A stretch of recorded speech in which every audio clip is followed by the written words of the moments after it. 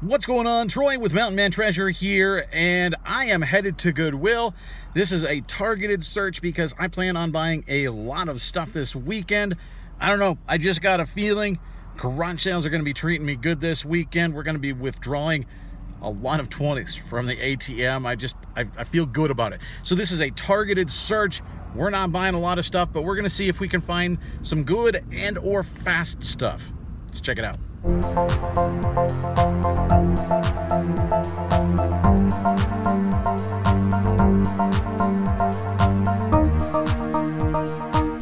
So we did not get any video from inside the Goodwill. They had the music blaring today. I would have gone back through and done a voiceover anyway, so I thought, you know what, I'm just going to grab the stuff, get out, and get home. So that's what we did, but I'm going to show you what we got. And today we went vintage / retro. Pretty much everything we grabbed, and that seems to be kind of what I lean to, honestly. So let's start going through it. I think we got some cool stuff. The first thing that we grabbed, and you know what, I went through sections that I don't normally spend a lot of time in and thought, you know what, if I'm here, I'm going to look at stuff that I don't normally look at, and I got some of those today, and that's this thing. I went into the cookware section, and what I pulled out, this is a Wolfgang Puck Bistro collection. It's a 12-inch au gratin pan. Now, I think this used to have, actually, when it came with it, had like a wire rack that sat under it, like this, right? This doesn't have that. It's just the pan. But one of these has sold for like 20 bucks plus shipping. So I figured, you know what?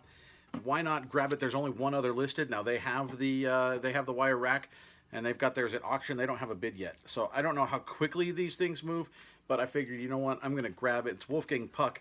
It's in fantastic condition. There's dust on the top, meaning it just sat in somebody's cupboard somewhere, didn't get used, didn't get abused. So we picked that up, and that's not the only piece of cookware that we picked up. So more cookware. I picked up first this. This you might recognize if you watch Commonwealth Picker and Commonwealth Flipper. If you watch Kevin, he's both. He does a lot of stuff with Revereware. I've just recently started grabbing it. They're great pans. People love them. It's got a copper bottom. This one actually pretty clean. I'll see if I can't shine it up a little bit, but it's not all burnt on. A lot of times when I find them, they're just scorched and the bottom is wrecked. This one is pretty good. I don't know exactly if this is... it doesn't say on here. I think it's like maybe a 2-quart pan, something. I don't know. I've got to look. I'll at least get measurements. But I think this is good. This ought to be, depending on what it is, maybe a $20 or $25 pan because it's got the lid.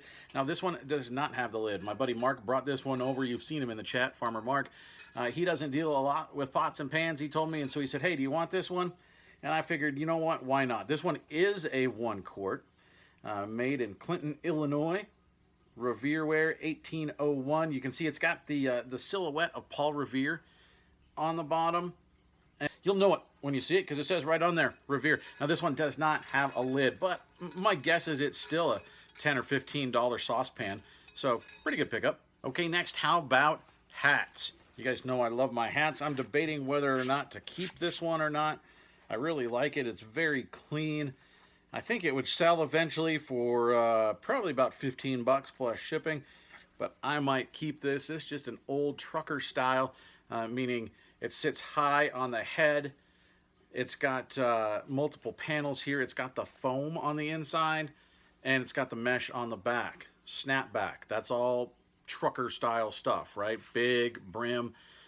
This is not a trucker hat. This is a trucker hat. And it's in great shape. Just says Montana across the front. If somebody out there watching loves this, let me know. Otherwise, I might keep this one. But this one I'm definitely going to sell. I actually just sold a similar one 20 minutes ago of recording this. This one actually even a little bit better. This is a military issue BDU Army style cap. Now this one is a little better than the one I sold because it's got the ear and neck flap on it. The one I just sold, I sold for basically $12 plus shipping. It's like $12.10, I think, is what I had it at, or I sent an offer maybe on it. So this one even a little bit better because it does have that. My guess is this is about a $15 hat. It's in very, very nice condition. It's a little bit small. It's a 7 1/4, and you can tell what it is for the listing, especially when you're talking military stuff, because it lists it right here on this tag. You can, I don't know how well that's going to come across. There we go. You can see it's going to tell you the size. It's going to tell you that this is a camouflage pattern class 1. So you know it's a class 1 camo. This is woodland is what this is, a woodland pattern. So this, a nice little cap, I bet 15 bucks plus shipping. And now these, not vintage, not necessarily retro, and I don't even know if they're super valuable, but for a Steelers fan, they're pretty cool. They've got a good fan base. Steelers stuff tends to sell pretty well for me. And just if it was just one by itself, I probably wouldn't have bothered. But there's two. And so I'm going to sell these as a set. We want to sell these together. Makes it a little bit heavy, but for 99 cents a piece, I thought, you know what, why not take a shot? They're very, very clean. It's like raised, like embossed on there. You can feel where it says Steelers all over the place. So very cool mugs. Didn't comp them, no idea, but we're $1.98 in. So I'm going to take a shot. Keeping with the NFL theme here, this has been there actually for a little bit. Seen it a couple times, have not picked it up. But today I had a coupon for half off, and I thought, you know what, if I'm going to pick it up, now's the time. And so we grabbed this. I don't think it's super valuable. I think it's 15 or 20 bucks. But I think it'll probably move. This is a Pro Player San Francisco 49ers windbreaker. It's got the zipper pocket on the front, which is cool. Got the drawstrings. This is probably mid-90s is when this would have been, 1995, 96, thereabouts. So pretty cool. It's a not a great size, as I recall. Yeah, it's a medium, which is not a great size, but half off. I figure it's good store filler. NFL stuff does move pretty well for me. It actually sells pretty well internationally. So we'll see how this does, but I think this is probably about a $15 thing. Okay, next thing I grabbed, not vintage, but it's retro. These are old now. These are a little bit beat up. They've got some thread here. I need to see if I can clip that off. There was another one, I think. They're pretty banged up. I mean, we got some schmutz right there. They're just a little bit dirty. So they're worn, but they're not abused, right? And so they're in pretty decent condition. These are retro Jordans. These were issued, I think, in 2012, and these are good shoes. Now, they don't sell super fast, but these are a good size. They're 10 1/2, so, you know, pretty decent size. If I can clean these up, it's going to take a little bit of work, but if I can clean these things up, these are probably, in this condition, $50 or $60 shoes, I think. I'd have to comp, but my guess is if anybody's got any new versions of these up available on eBay, they're probably $150, $200, or at least that's what they're asking for them. Like I said, I don't think these were super popular shoes, but Jordan stuff is moving now, so it was definitely worth a shot. I think I can clean these up pretty well, and I think these will move. And the last thing that I got before I left was the thing that I think is the coolest. Not the most valuable, but I think it is the coolest. This another vintage item. And I found this, guys, by looking for the sleeves. I've talked about it before. If you're in a hurry, you don't want to flip through every shirt on the aisle. Single stitch on the sleeve is going to tell you that more than likely it's from about the mid-90s or sooner. Now, some companies do that now. The Gap does it on some of their stuff. Some modern stuff does it. But it gives you a good indication if there's a single stitch to stop and take a look. Now, that just means right here, there's just one line of stitching. That's all it is. So you can scan down and look for the single stitch. That's how I found this. I thought, oh, single stitch. Let's see what it is. Well, here's the front. Okay. It looks pretty basic, right? There's some sort of symbol on there. Check out the back, though.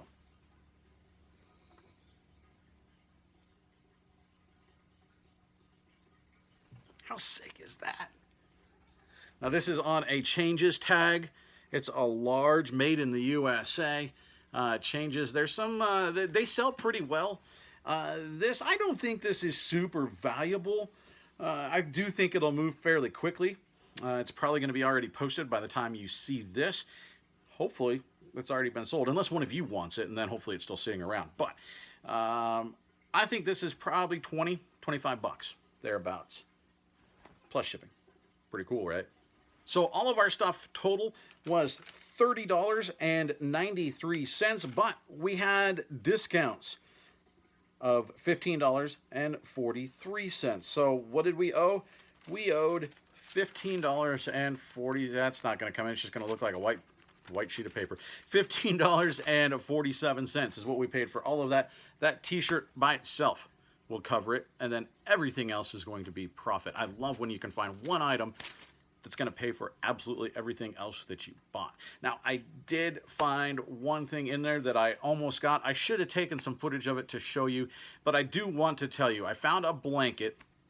Can't remember the brand now. I hadn't heard of the brand before, but I looked it up. It was a vintage blanket, really cool. It was two teddy bears looking things.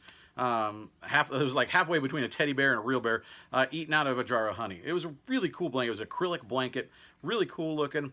When I first saw it, I thought it was a San Marcos, and then actually opened it up and realized it was not. But it still has value, and those blankets sell for 40, 50 bucks. Would have been a really good grab. I actually got near the register, and I was just looking over my stuff again, and I realized that there were a couple spots on there where something warm had hit it, and it melted some of the acrylic. Some of the fuzz on there was melted together. Pretty much kills the value of that blanket. Now, my store has a very good return policy. As long as I hang on to the receipt, I've got 7 days to return stuff. And they're very good about taking stuff back from me. So I would have been able to bring that back, assuming I got to it within a week. But a lot of stores don't have that. So it's just a reminder, make sure before you check out, make sure that you go over everything. Make sure on shirts that there's no stains. Hold them up in natural light, because a lot of times there's stains that are hiding on there you don't see until you shine a light on it. So make sure that the shirts are all in good shape. Make sure the shoes don't have holes, or that the stitching isn't popping loose and the soles are coming apart. There's a lot of little things that can kill the value of an item that you pick up. And if you don't have a good return policy, you're just stuck, and you lost that $2, $3, $4, $5, whatever it is. So just a reminder for you, make sure before you check out that you just do a once over. Go over your stuff. Today, I would have been able to do it standing in line, because we had a line there. So that's what I've got for you guys. I sure appreciate you stopping in.